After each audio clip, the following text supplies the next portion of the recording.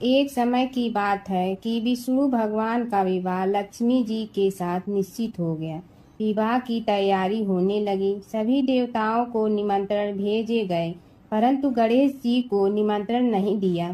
कारण जो भी रहा हो, अब भगवान विष्णु की बारात जाने का समय आ गया। सभी देवता अपनी पत्नियों के साथ विवाह समारोह में आए।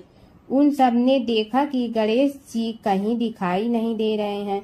तब वे आपस में चर्चा करने लगे कि क्या गणेश जी को कोई न्योता नहीं दिया है या स्वयं गणेश जी ही नहीं आए हैं। सभी को इस बात पर आश्चर्य होने लगा। तभी सब ने विचार किया कि विष्णु भगवान से ही इसका कारण पूछा जाए। विष्णु भगवान से पूछने पर उन्होंने कहा कि हमने गणेश जी के पिता भोलेनाथ महादेव को न्योता भेजा है। यदि गणेश जी अपने पिता के साथ आना चाहते हैं तो आ जाते। अलग से न्योता देने की कोई आवश्यकता भी नहीं थी। दूसरी बात यह है कि उनको 1.25 मन मूंग, 1.25 मन चावल, 1.25 मन घी और 1.25 मन लड्डू का भोजन दिन भर में चाहिए। यदि गणेश जी नहीं आएंगे तो कोई बात नहीं। दूसरे के घर जाकर इतना सारा खाना पीना अच्छा भी नहीं लगता। इतनी वार्ता कर ही रहे थे कि किसी एक ने सुझाव दिया, यदि गणेश जी आ भी जाए तो उनके द्वारपाल बनाकर बैठा देंगे कि आप घर की याद रखना। आप तो चूहे पर बैठकर धीरे धीरे चलोगे तो बारात से बहुत पीछे रह जाओगे। यह सुझाव भी सबको पसंद आ गया तो विष्णु भगवान ने भी अपनी सहमति दे दी। होना क्या था कि इतने में गणेश जी वहां आ पहुंचे और उन्हें समझा बुझा कर घर की रखवाली करने बैठा दिया गया। बारात चल रही थी, तब नारद जी ने देखा कि गणेश जी तो दरवाजे पर ही बैठे हुए हैं। तो वे गणेश जी के पास गए और रुकने का कारण पूछा। गणेश जी कहने लगे कि विष्णु भगवान ने मेरा बहुत अपमान किया है। नारद जी ने कहने लगे कि अपनी मूसक देना को आगे भेज दे तो वह रास्ता खोद देगी, जिससे उनके वाहन धरती में धंस जाएंगे। तब आपको सम्मान पूर्वक बुलाना पड़ेगा। अब तो गणेश जी ने अपनी मूसक सेना जल्दी से आगे भेज दी और सेना ने जमीन पोली कर दी। जब बारात वहां से निकली तो रथों के पहिए धरती में धंस गए। लाख कोशिश करे परंतु पहिए नहीं निकले। सभी ने अपने अपने उपाय किए परंतु पहिए तो नहीं निकले, बल्कि जगह जगह से टूट गए। किसी की समझ में नहीं आ रहा था कि अब क्या किया जाए। तब तो नारद जी ने कहा, आप लोगों ने गणेश जी का अपमान करके अच्छा नहीं किया। यदि उन्हें मना कर लाया जाए तो आपका कार्य सिद्ध हो सकता है और यह संकट टल सकता है। शंकर भगवान ने अपने दूत नंदी को भेजा और वे गणेश जी को लेकर आए। गणेश जी का आदर सम्मान के साथ पूजन किया। तब कहीं रथ के पहिए निकले। अब रथ के पहिए निकल के परंतु टूट फूट गए तो उन्हें सुधारे गए। पास के खेत में खाती काम कर रहा था, उसे बुलाया गया। खाती अपना कार्य करने के पहले श्री गणेशाय नमः कहकर गणेश जी की वंदना मन ही मन करने लगा। देखते ही देखते खाती ने सभी पहियों को ठीक कर दिया। तब खाती कहने लगा कि हे देवताओं, आपने सर्वप्रथम गणेश जी को नहीं मनाया होगा और न ही उनकी पूजन की होगी, इसीलिए तो आपके साथ यह संकट आया है। हम तो मूर्ख अज्ञानी हैं, फिर भी पहले गणेश जी को पूजते हैं, उनका ध्यान करते हैं। आप लोग तो देवतागण हैं, फिर भी आप गणेश जी को कैसे भूल गए। अब आप लोग भगवान श्री गणेश जी की जय बोल कर जाएं तो आपके सब काम बन जाएंगे और संकट कट जाएंगे।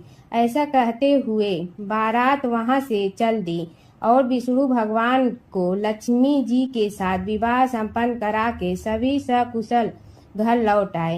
हे गणेश जी महाराज, आपने विष्णु को जैसे कारज सारियो ऐसे कारज सबको सिद्ध कर जो। बोलो गजानन भगवान की जय। विष्णु भगवान की कथा। एक नगर में एक सेठ व एक सेठानी रहते थे और सेठानी रोज विष्णु भगवान की पूजा करती थी। सेठ को उसका पूजा करना बिल्कुल अच्छा नहीं लगता था। इसी वजह से एक दिन सेठ ने सेठानी को घर से निकाल दिया। घर से निकलने पर वह जंगल की ओर गई तो देखा 4 आदमी मिट्टी खोदने का काम कर रहे थे। उसने कहा कि मुझे नौकरी पर रख लो। उन्होंने उसे रख लिया, लेकिन मिट्टी खोदने से सेठानी के हाथों में छाले पड़ गए और उसके बाल भी उड़ गए। वह आदमी कहते हैं कि बहन, लगता है तुम किसी अच्छे घर की महिला हो। तुम्हें काम करने की आदत नहीं है।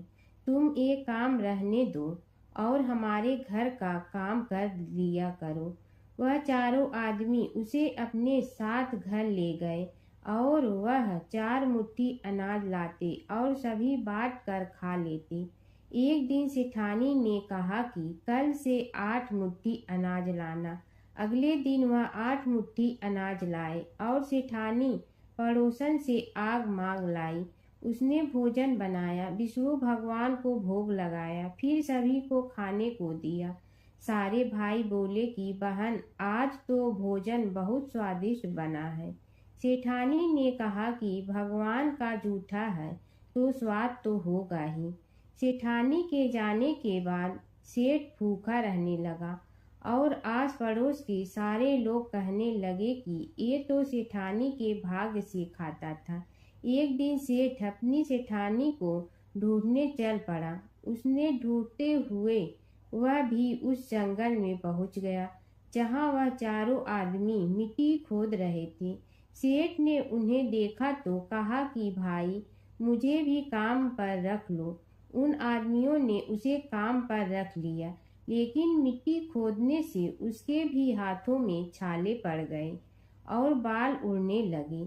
उसकी यह हालत देख चारों बोले कि तुम्हें काम की आदत नहीं है, तुम हमारे साथ चलो और हमारे घर में रह लो। सेठ उन चारों आदमियों के साथ उनके घर चला गया और जाते ही उसने सेठानी को पहचान लिया, लेकिन सेठानी घूंघट में थी तो सेठ को देख नहीं पाई। सेठानी ने सभी के लिए भोजन तैयार किया और हर रोज की भांति विष्णु भगवान को भोग लगाया। उसने उन चारों भाइयों को भोजन परोस दिया, लेकिन जैसे ही वह सेठ को भोजन देने लगी तो विष्णु भगवान ने उसका हाथ पकड़ लिया। भाई बोले कि बहन, ये तुम क्या कर रही हो? वह बोली, मैं कुछ नहीं कर रही हूँ, मेरा हाथ तो विष्णु भगवान ने पकड़ लिया है। भाई बोले, हमें भी विष्णु भगवान के दर्शन कराओ। उसने भगवान से प्रार्थना की तो विष्णु जी प्रकट हो गए। सभी ने दर्शन किए। सेठ ने सेठानी से क्षमा मांगी और सेठानी को साथ चलने को कहा। भाइयों ने अपनी बहन को बहुत सा धन देकर विदा किया। जब सेठानी के साथ सेठ भी भगवान विष्णु की पूजा करने लगा और उनके परिणाम से उनका घर अन्न धन से भर गया।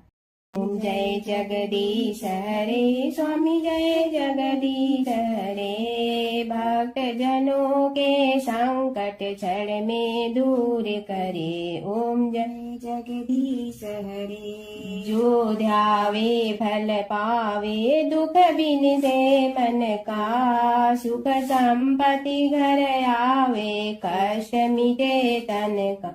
ओम जय जगदीश हरे। मात पिता तुम मेरे, शरण कहूँ किसकी। तुम विनय और न दूजा, आस करूँ जिसकी। ओम जय जगदीश हरे। तुम पूर्ण परमात्मा, तुम अंतर्यामी। पार ब्रह्म परमेश्वर, तुम सबके स्वामी। ओम जय जगदीश हरे। तुम बिंदा के सागर, तुम पालन करता। मैं मूर्ख कल काम, कृपा करो भरता। ओम जय जगदीश हरे। तुम हो एक अगोचर, सबके प्राणपति। किस विधि मिलूं दया में, तुमको मैं कुमति। ओम जय जगदीश हरे। दीन बंधु दुख हरता, तुम रक्षक मेरे। अपने हाथ उठाओ द्वार पड़ा तेरे। ओम जय जगदीश हरे विषय विकार मिटा पाप हरो देवा श्रद्धा भक्ति बढ़ाओ संतन की सेवा। ओम जय जगदीश हरे तन मन धन सब तेरा स्वामी सब कुछ है तेरा। तेरा तुझको अर्पण क्या लागे मेरा। ओम जय जगदीश हरे जय जगदीश हरे स्वामी जय जगदीश हरे। भक्त जनों के संकट चरण में दूर करे। ओम जय जगदीश हरे स्वामी जय जगदीश हरे।